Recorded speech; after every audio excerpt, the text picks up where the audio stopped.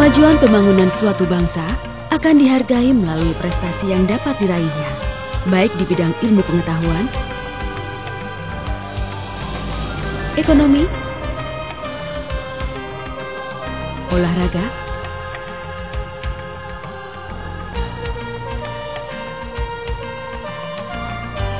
maupun bidang-bidang lainnya. Prestasi-prestasi tersebut hanya dapat dicapai manakala derajat kesehatan masyarakatnya secara umum dalam kualitas yang baik. Indonesia dengan jumlah penduduk yang besar sangat rentan terhadap kesehatan, terutama kesehatan lingkungan yang dapat menimbulkan dampak kejadian diare. Data angka kejadian diare nasional pernah mencapai 423 per 1000 penduduk per tahun. Bahkan Indonesia pernah mengalami kejadian luar biasa diare di 16 provinsi pada tahun 2006. Dalam hal sanitasi, berdasarkan laporan MDGs 2007, terdapat 30,7% atau sekitar 70 juta penduduk Indonesia belum memiliki akses terhadap sanitasi yang layak. Data ISSDP 2007 juga mencatat 60% masyarakat yang memiliki toilet belum menyalurkan ke fasilitas sanitasi dengan benar. Kesadaran masyarakat untuk mengelola air limbah juga masih rendah.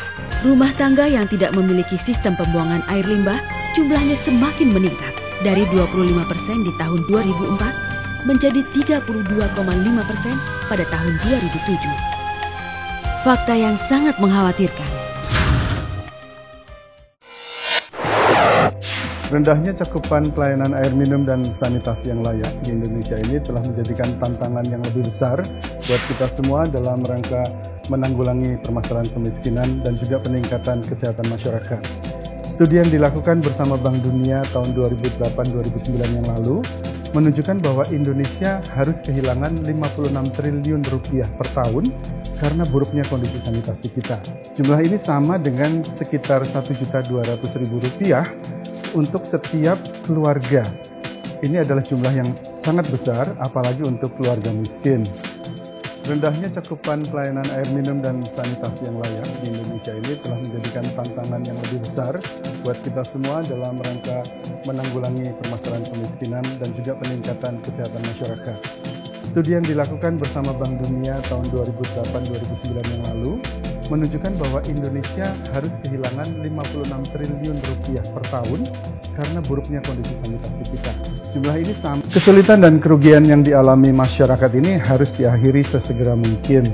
Untuk itu, pemerintah telah menetapkan rencana pembangunan jangka menengah 2010-2014 dengan sasaran yang jelas dan terukur, antara lain pada tahun 2014 nanti kita mengharapkan tidak ada lagi masyarakat Indonesia yang masih melakukan praktek buang air besar sembarangan. Artinya ini kita harus menyediakan tambahan fasilitas sanitasi untuk 70 juta orang. Sehingga kita harapkan nanti 75% rumah tangga kita sudah menggunakan jamban yang layak. Air minum perpipaan juga kita akan tingkatkan untuk bisa melayani 32%, juga air minum non perpipaan menjadi 38%, sehingga dengan demikian kasus diare kita harapkan bisa turun dari 350 orang per 1000 penduduk per tahunnya menjadi 285 orang per 1000 penduduk per tahunnya. Selain itu, untuk sisi persampahan, kita mentargetkan pada tahun 2014, 80% rumah tangga kita sudah dilayani suatu pelayanan persampahan yang berkualitas. Untuk drainase, kita mentargetkan untuk bisa mengurangi genangan di 100 kawasan strategis perkotaan seluas 22.500 hektar.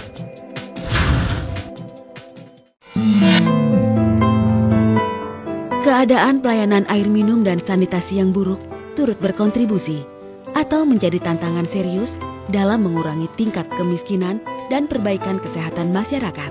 Data dari studi Bank Dunia mencatat kerugian ekonomi yang ditimbulkan bisa mencapai 56 triliun per tahun. Bayangkan, jika nilai sebesar itu untuk pembangunan bidang lain yang lebih produktif, tentu dampaknya akan lebih bagus bagi masyarakat.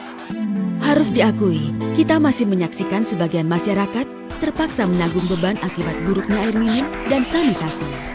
Baik berupa menurunnya kualitas lingkungan, mahalnya biaya untuk mendapatkan air minum, dan memburuknya tingkat kesehatan. Oleh karena itu, pemerintah berusaha mengakhiri penderitaan dan kerugian, terutama yang dialami oleh masyarakat yang berpenghasilan rendah. Pemerintah menegaskan komitmennya dengan menetapkan target yang dituangkan dalam Rencana Pembangunan Jangka Menengah atau RPJM Air Minum dan Sanitasi 2010-2014. Target itu adalah seluruh penduduk harus stop buang air besar sembarangan. Prosentase penduduk yang menggunakan jamban sehat meningkat dari 64% menjadi 75%. Menurunnya kasus diare dari 350 orang per 1000 penduduk menjadi 285 per 1000 penduduk pada tahun 2010. Meningkatnya air minum perpipaan menjadi 32%, non perpipaan 38%. 80% rumah tangga mendapat akses terhadap pengelolaan sampah.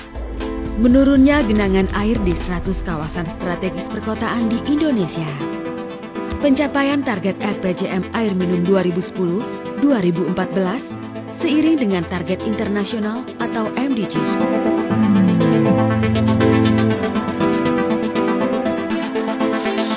Yakni penurunan separuh proporsi penduduk yang belum memiliki akses terhadap air minum dan sanitasi.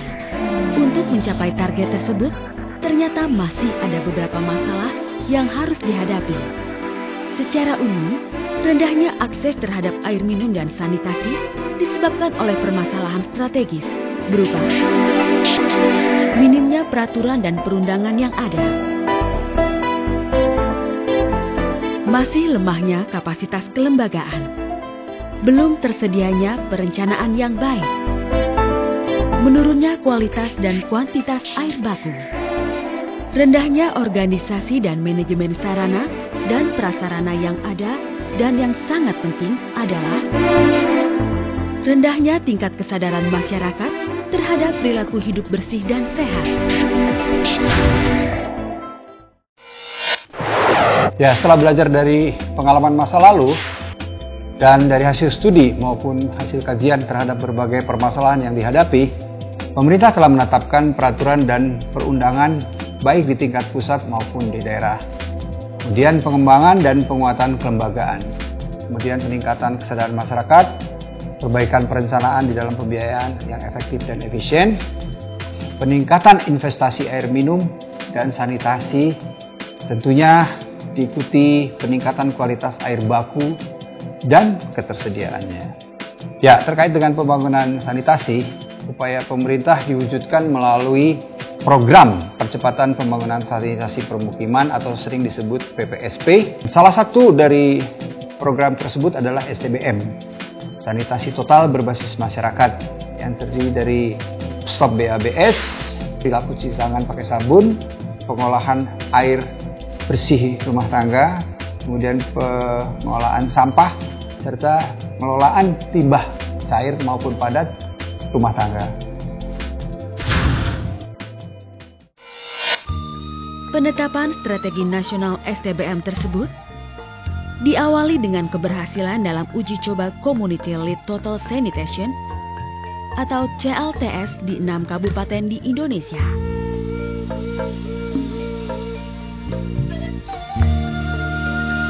Dilanjutkan dengan program replikasi CLTS yang menghasilkan 160 desa ODF di tahun 2006 dan 500 desa ODF di tahun 2007. Kemudian pemerintah menetapkan strategi nasional sanitasi total berbasis masyarakat.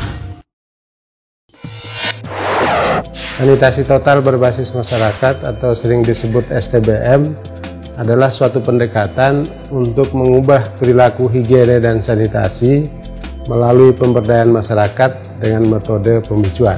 Satu komunitas dinyatakan telah melaksanakan STBM atau sanitasi total berbasis masyarakat apabila dalam satu komunitas seluruh masyarakatnya tidak buang air besar sembarangan.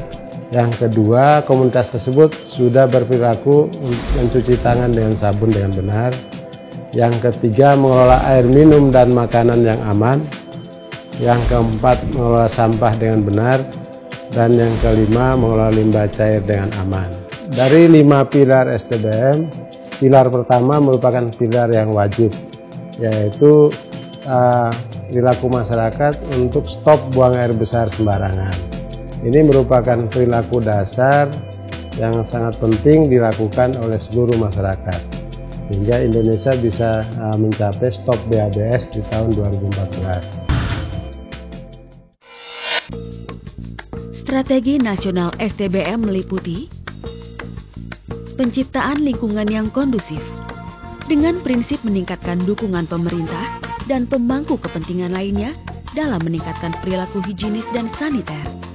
Peningkatan kebutuhan dengan prinsip menciptakan perilaku komunitas yang higienis dan saniter untuk mendukung terciptanya sanitasi total. Peningkatan penyediaan dengan prinsip meningkatkan ketersediaan sanitasi yang sesuai dengan kebutuhan masyarakat.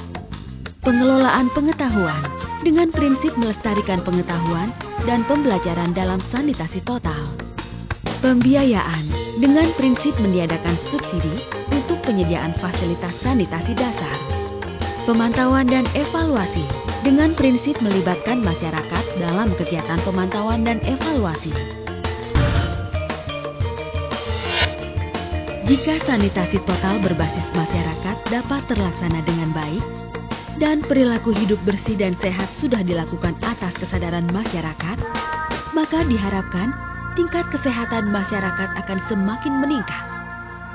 Dengan demikian, dana yang dikorbankan untuk biaya pengobatan dapat digunakan sebagai biaya pendidikan maupun investasi lain yang lebih menguntungkan, sehingga dana yang dimiliki masyarakat maupun pemerintah daerah memiliki fungsi produktif dalam mendorong pertumbuhan perekonomian dan peningkatan kesejahteraan masyarakat.